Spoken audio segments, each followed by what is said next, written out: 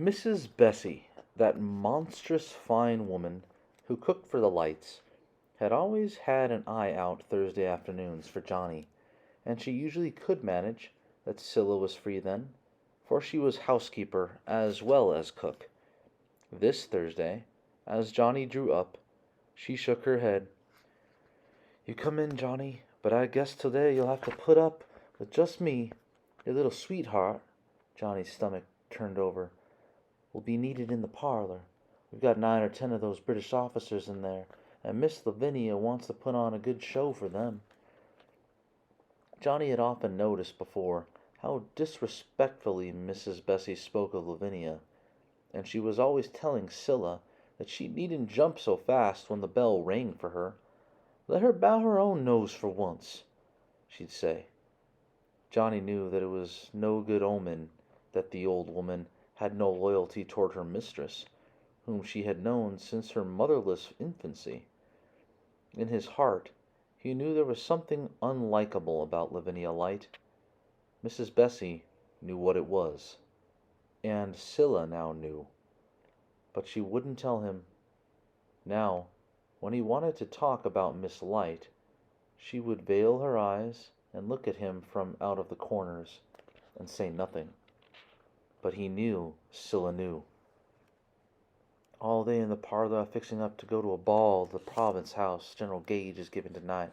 Masquerade. Miss Lavinia is going like the Black Queen of Spades, and all her special admirers are going as kings or knaves or jokers out of the pack. Isana's going too." "Isana?" "Yep. When Miss goes these days, that child goes too.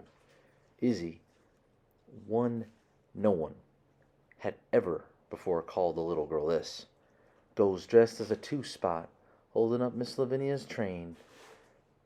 Scylla shot into the kitchen, looking bright and excited. "Johnny, I thought you might be here. They are trying to make a scepter for the Queen of Spades out of tin. I told them you could do it. Miss Lavinia said show him in."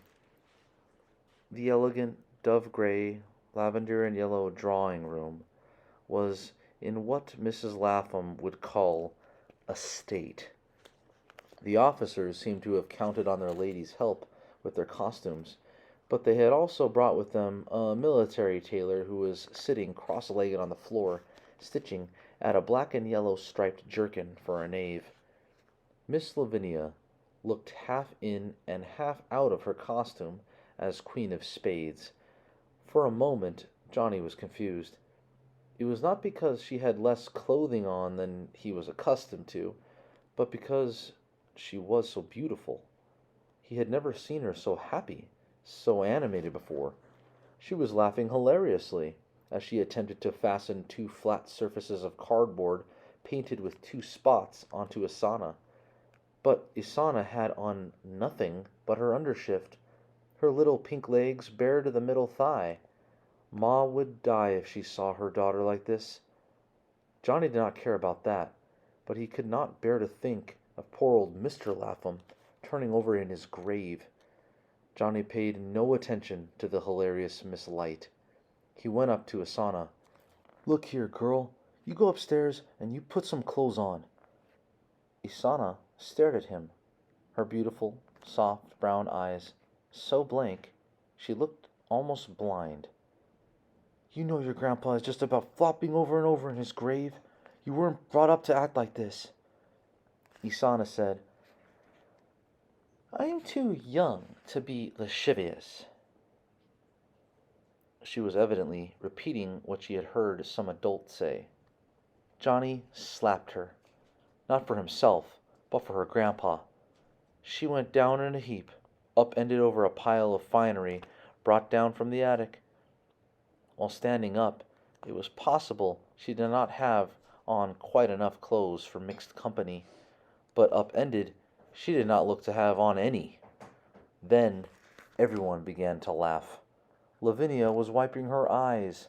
Lieutenant Stranger, for it was he who picked the child up, was reduced to painful gasps. Oh. There was a major in a corner who was vowing he was going to die. Only the military tailor never lifted his eyes, but went on with his stitching. Oh, Johnny, Miss Lavinia managed at last for the first time, calling him by name. Will you come to the ball and slap all the ladies you think are underdressed? La, I've burst a stay string. Give me. Scylla, fetch. Scylla evidently knew what would be wanted. She came running, with smelling salts, but she got it too close to her mistress's nose. Miss Lavinia was gagging. Oh, you stupid, stupid girl! You have killed me! There, take it away! Isana ran up and hid her flushed face in Miss Lavinia's lap. She was half frightened at the attention she had been receiving, and half squirming with delight at being the center of so many eyes. As Miss Lavinia was scolding one sister for a clumsy servant, she was fondling the flying soft yellow hair of the other. Suddenly Johnny saw red. He hated Miss Lavinia, and the giggling officers, and Isana.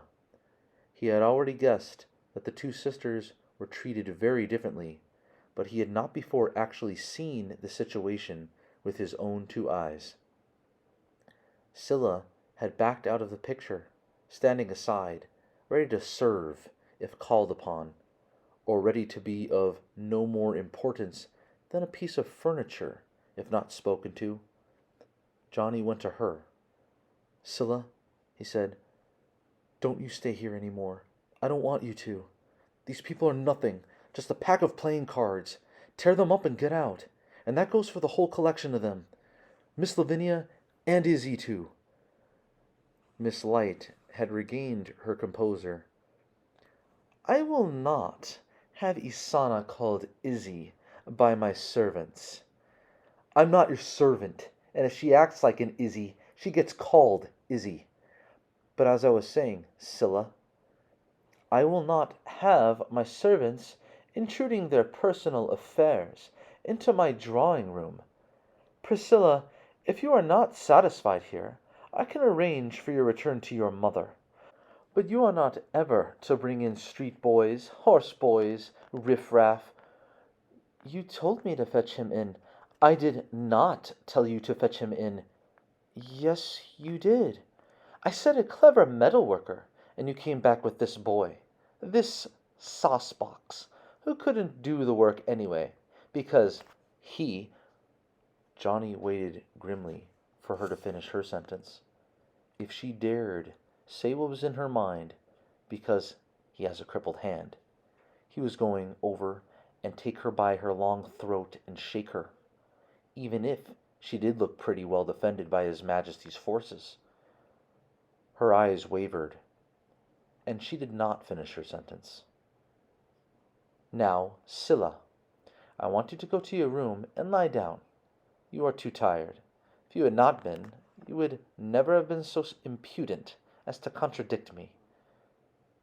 Yes, Miss Light? And you, she turned to Johnny, get back to the gutter, or wherever boys like you keep themselves. Yes, Miss Light, he said, mimicking Scylla. Mrs. Bessie said nothing, but she evidently knew what had been going on in the drawing-room. There, Johnny, she said mildly, you sit. This is not real tea, but I put just a mite of brandy in it, so it's good and hot. Mr. Lavinia is just about making a monkey out of Isana, he said at last. Nobody can make a monkey out of anybody who isn't a monkey to start with. Is Scylla happy here? Oh, happy enough. What do you expect?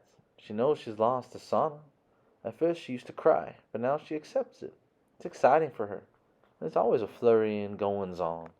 The ball tonight, and next week we move out to Milton for the rest of the summer. We won't stay long. Why? Because the Sons of Liberty there are out to get Mr. Light. That's why they haven't yet been rough with Tories out there. Hope to tempt him to move out, same as usual. They're going to get him and tar and feather him. They're going to ride Miss Lavinia out of town on a rail. They're going to smash this great country house down once he's inside. But the girls, won't they get hurt? I'll be there.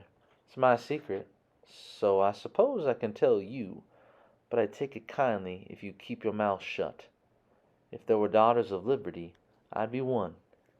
You ask Sam Adams about me. I've been helping him secretly for years." Johnny had taken it for granted that an old servant in a Tory house would also be a Tory. They usually were. He looked at Mrs. Bessie with admiration. "The lights will stay in Milton about a month," she whispered. "You mark my words."